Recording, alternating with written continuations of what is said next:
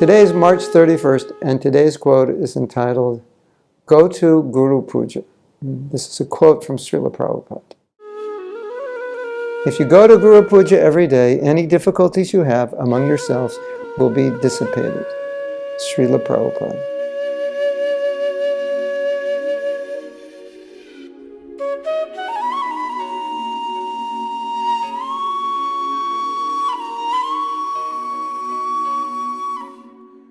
Now, is that an amazing quote? Or is that an amazing quote?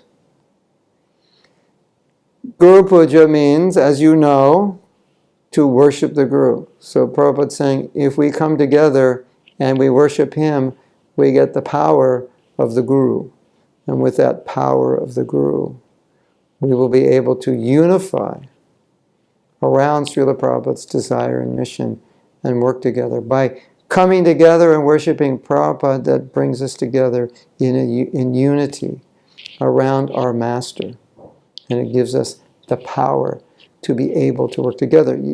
About a week ago, we talked about the power of cooperation and how pleased Prabhupada is when we cooperate. And in Bhagavatam, there's a story that the demigods had offended their Guru, Brihaspati. At the same time, the demons had pleased their Guru, Sukracharya, and so they got this Guru Kripa from Sukracharya, but the demigods didn't get the Kripa of their Guru because they had displeased him or offended him. And so therefore the demigods became weak and the demons became powerful. Interesting. So pleasing Prabhupada is what gives us Shakti. If we come together to please Prabhupada in a united way, everything will come from that. So the success of our movement is our ability to come together to serve and please Prabhupada in a united way. In spite of our differences, being able to respect those differences, being able to respect that devotees have different views and different natures and are different individuals with different attitudes and different levels of Krishna consciousness. But they're all servants of Prabhupada, they're all dear to Prabhupada, they're all pleasing Prabhupada in their own way. And to be able to appreciate that, in some way assist one another in serving Prabhupada and helping other devotees serve Prabhupada, that's the perfection. And from that, we will get so much power from Srila Prabhupada to spread Krishna consciousness that we must be successful.